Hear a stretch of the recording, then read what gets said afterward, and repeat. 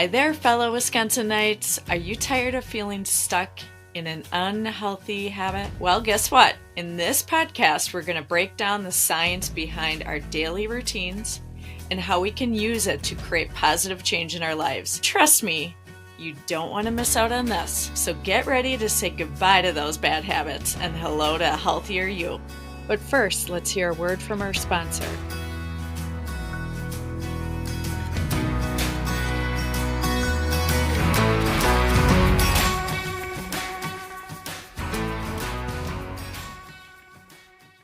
Help is just a click away with Shoreside Therapy's free 15-minute consultation. At Shoreside Therapies, they understand that seeking therapy can be a difficult decision, but taking that first step is crucial to your mental health journey. That's why they offer personalized therapy services that combine evidence-based techniques with genuine care and understanding. They provide various solutions to make the therapy process more accessible, including virtual appointments and assistance with insurance benefits. Their team of licensed therapists is dedicated to helping you build resilience and confidence, while at the same time navigating life's challenges. Join Shoreside Therapies on your journey to finding inner peace and happiness. Go to shoresidetherapies.com for a free 15-minute consultation and discover the benefits of counseling.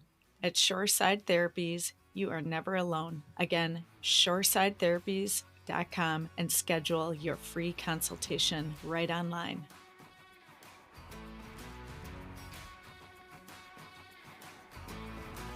I'm Lori Groh, your host, mental health therapist, and practice owner. Each month, we showcase a central theme and provide weekly practical hacks, inspiring interviews, and valuable advice from wellness professionals. Our aim is to help streamline your wellness and mental health journey. All right, let's get started. I hope you enjoy the show. I really am excited today to talk about habits because, in all honesty, it's legit one of my favorite topics to talk about. Reason being is that I feel like it goes into almost every single part of our lives when we talk about habits. So today I'm going to share this with you all, and we're going to go through the power of tiny habits. Understanding the science of habits. All right, so this is basically the introduction to habits and how we really find how habits work and how they affect us. Habits are basically, in a nutshell, the way that we learn. It is an automatic system that takes over so that we don't have to think. So anytime that you are doing something throughout the day where you don't have to think and you're doing it anyways, that's a habit. And if you're brushing your teeth, that's a habit. If you're driving, that's pretty much a habit besides, okay, I got to pay attention to where I'm going.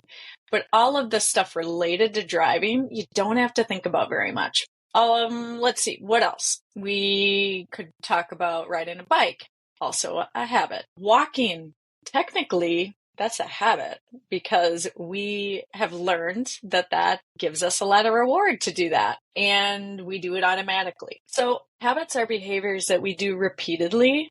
It's often without conscious thought, from brushing our teeth in the morning to driving our car to work. Our brains are essentially wired to seek out patterns and routines. The reason is because it makes our life so much easier. If this did not occur, we wouldn't be able to drive and eat a Big Mac at the same time. We wouldn't be able to walk and listen to an audiobook at the same time. We wouldn't be able to scroll through TikTok videos and listen at the same time. Well, that we actually cannot do, but I'd be very interested if at some point we're able to do that. Most of the time you can't do a habit that's the same sensory. Real thing I want you to do here is to pay attention to things you can eliminate, thereby making your life a bit more automatic in the things that don't concern you as much. Do you need to make a decision about which toothbrush to use in the morning? No, because it's there. If you live in my house, then I think that is what goes on because my son steals my toothbrush all the time. But for the majority of people, they're not just saying, I'm going to use this toothbrush. they're going to use the same one. They're not going to have to think about it. All right. Here's your action item. Again, write down those activities, those daily decisions that you make, and see if you can eliminate a decision. That's your big homework. All right. Next, I'm going to talk to you about a habit loop.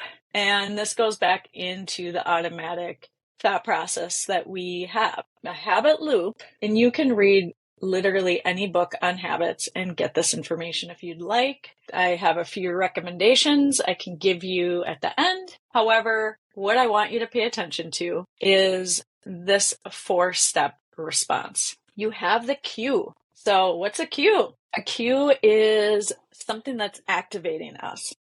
It could be, people would maybe say it's a trigger. You could say, what's the situation that activated you in this situation, right? Like there's something that says, huh? Here we go.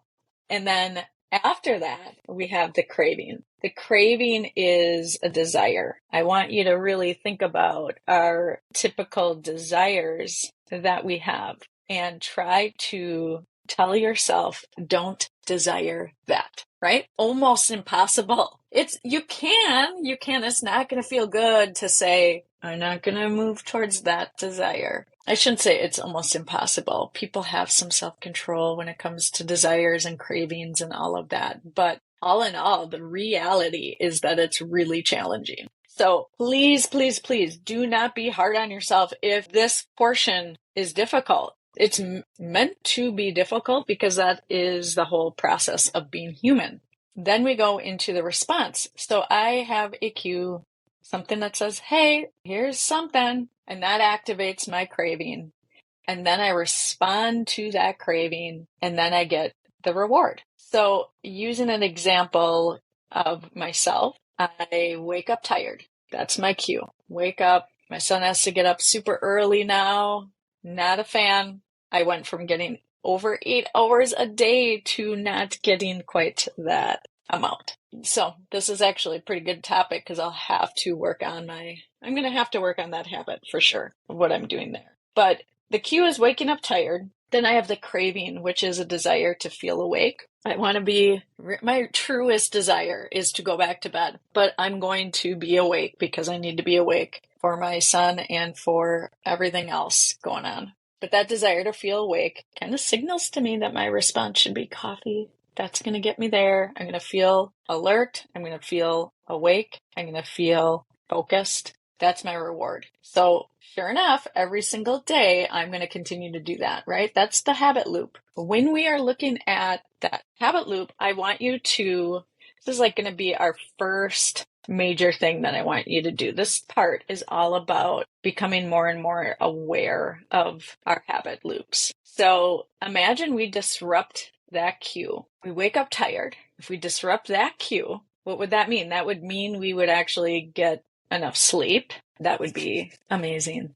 Let's get some more sleep. Then we get rid of that cue. However, if the cue is the smell of coffee, getting enough sleep isn't really going to stop that cue because the cue would be smell of coffee. And so that's where we have to kind of pay attention to what's the thing that's actually our cue. Do we have multiple cues? That's very possible. If I wake up tired and I smell coffee, I'm 100% having coffee. If I wake up tired, I might immediately run to get coffee. I might let the dog out first. I might, do some other things. Most likely, though, to be honest, I'm going to get that coffee as soon as humanly possible. Knowing your cue means you can do a disruption there, potentially. Next is the craving, right? The desire to feel alert. So we can disrupt that craving by being centered and mindful and letting it pass. Here's the craving. Where am I noticing it? My whole face, maybe my glands. And I'm salivating.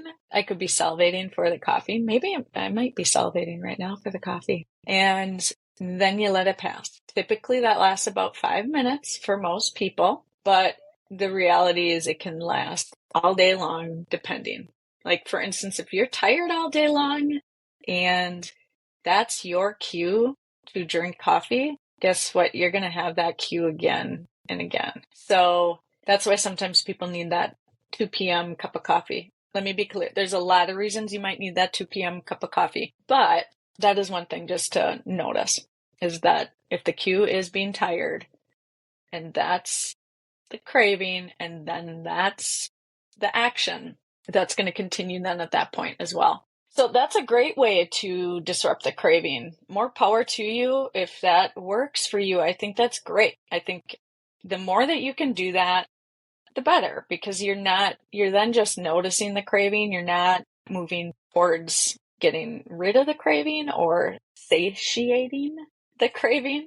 The other thing we can do is distract. I think distraction can be wonderful, and I think we need to use it when we can. Distraction's not the solution to everything. So distracting yourself when you are feeling some intense emotions or something you need to do, not maybe as great of a technique. However, sometimes distraction is necessary so that you aren't in that feeling all day long. So it's not a negative thing. It's just figuring out how you can use it to your benefit.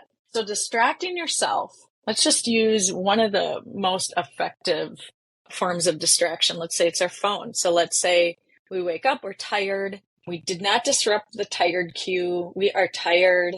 We're at the craving now. And I'm going to distract myself because I'm not going to have my coffee. I'm going to distract myself and I'm going to be on my phone. That actually might work. It's not the best because now you might be just going to be on your phone for like 8 hours. I don't know, but you can use a distraction technique to disrupt that craving. And then the next one you could do would be self-talk. So that could be encouragement. It could be saying something like, I know this is hard, but you're going to get through this. Got this. Any of those positive self-talk statements that we could use, we could challenge ourselves, like, you're not going to die from not having coffee. It feels like it, but you're not going to. That could help. Last then would be the coffee. So you can disrupt it by exchanging it with something else. You could use another drug.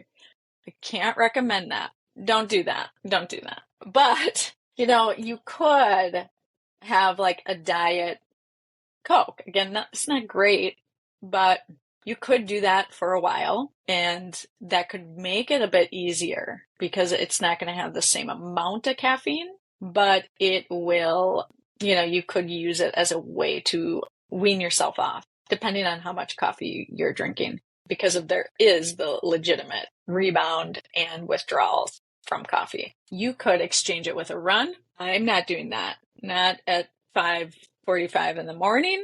However, a run would be actually a pretty solid exchange because it would give you a reward of feeling alert, right? It would do that. What it might not do, it might be too much friction. It might be too hard to do that in the morning. However, if you run anyways, you could just kind of go into that, because then would make sense to do that. Like, okay, I normally have my coffee then run, but actually I'm going to just go to the run and feel all the good feelings after a run. Next one, you might be hearing about this quite often, doing like a cold plunge or an ice bath of some sort. And there's a lot to be studied on this, but there is a lot of information coming out now on how it could be really useful for ADHD, how it could be useful for depression, and how we get a lot of positive dopamine and a lot of positive chemicals released in our body when we do a cold plunge. I'm not going to get into that right now. However, that could be something you could exchange it for. Now, that to me would also not be great. I might even run first. I mean, it depends. I'm going to probably try to do the cold plunge just to see what all the fuss is about. You could do what Mel Robbins talks about, I think in one of her books, is putting your arm in cold water in the shower, and that also helps to make you alert. So that wakes you up. That helps. That could be an easy alternative, right? Another thing you could do is exchange it for, I said Diet Coke, right? A little bit less caffeine, but most people, if they're going to look for something healthier that they're going to exchange it for, you want it to be a little bit similar. Maybe it would be tea. Matcha is a lot of times what people exchange it for, and that's how you disrupt it. So I'm going to leave you here today with that assignment to write down all of those things, all those habits that you have right now. Write them down, use them. Use that as information to get to know yourself better. Use that so that you can start to create better habits. And we are going to have another portion to this. And I look forward to talking to you then. Take care and have a great day.